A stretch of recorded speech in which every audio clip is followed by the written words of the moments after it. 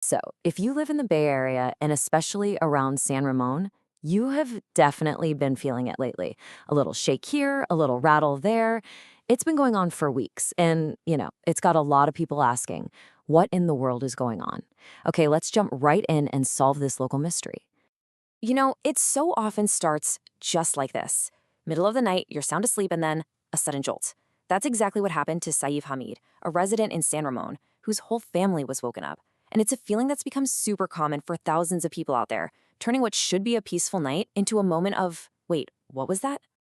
And yeah, this isn't just a random shake here and there. Since December 1st, the US Geological Survey has clocked over 300 separate quakes in the San Ramon area. That's not just a couple of isolated bumps. That is a constant, rumbling conversation happening deep, deep underground. So what do you even call something like this?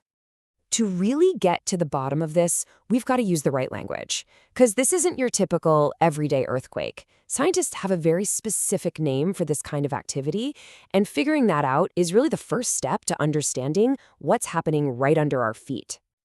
It's called an earthquake swarm. Now, what does that mean? Well, think of it as a whole bunch of little seismic events, that's just a fancy word for tremors or quakes, all happening in one specific spot over a short period of time. But here's the key. There's no single big main shock that kicks the whole thing off. It's more like a flurry of smaller related shakes. So let's really look at the difference here because it's a common point of confusion. A typical earthquake, right? You get one big main shock, the big splash, and then it's followed by smaller aftershocks, kind of like the ripples. An earthquake swarm, though, is totally different. It's more like a pot of water just simmering on the stove. Lots of little bubbles of energy being released over time, with no single main bubble. Okay, so if the crime is an earthquake swarm, who's the culprit? Well, in this case, our investigation points directly to a very well-known suspect in the Bay Area's geological lineup, the Calaveras Fault. You see, the Calaveras Fault isn't like its more infamous cousin, the San Andreas, which is known for building up massive stress before a huge release.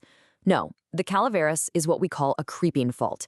It's constantly, slowly moving, and it releases that built-up stress in lots of small to moderate quakes.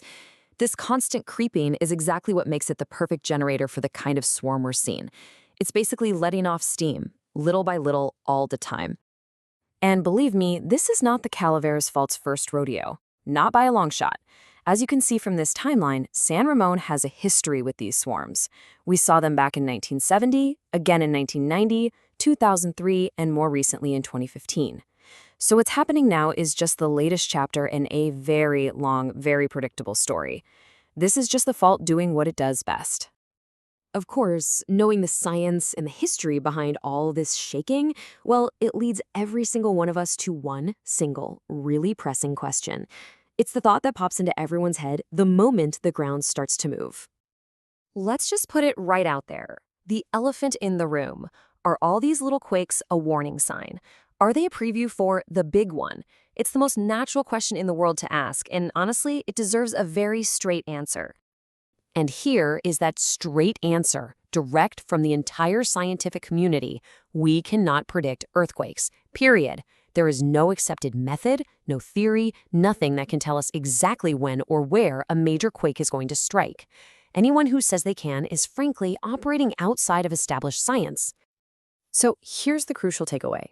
While these swarms are generally seen as a way for a fault to let off steam, and a big quake is considered unlikely to be triggered by them, we have to remember where we live. We live in earthquake country. The risk of a major earthquake is a constant, fundamental reality for every single person in the Bay Area, swarm or no swarm. And that brings us to the most important part of this whole conversation. We can't predict, but you know what we absolutely can do? We can prepare. So let's shift gears from the why is this happening to the okay, what do we do now? Let's talk about an action plan. Feeling the earth move beneath you can make you feel pretty powerless, right? But you're not. I promise you you're not. There are simple, concrete steps you can take right now to take back control and make sure you and your family are safe. This is it. This is the single most effective thing you can do the moment the shaking starts. Not running outside, not standing in a doorway. It is simply drop, cover, and hold on. This one procedure is proven to save lives and prevent serious injury. Let's break it down really quick. Step 1. Drop down onto your hands and knees. This stops the earthquake from knocking you down. Step 2. Cover your head and neck under a sturdy table or desk. Step 3. Hold on to whatever you're under, because it's probably going to move. Practice this. Make it muscle memory. All right, next on the list, your grab-and-go bag. After a major quake, you might be without services for days. This kit is your lifeline. Make sure it's got the absolute essentials: water, food that won't spoil, a flashlight, first aid stuff, any medications you need, copies of important documents, some cash, and chargers for your phone. And keep it somewhere you can grab it in a hurry. Look, the San Ramon swarm is a fantastic reminder. It's a wake-up call. It's not a question of if the Earth is going to shake again in the Bay Area. It's only a question of when. These swarms can feel unsettling for sure, but we can use them as the motivation we need to finally get prepared. So the final question really is just for you. Are you ready?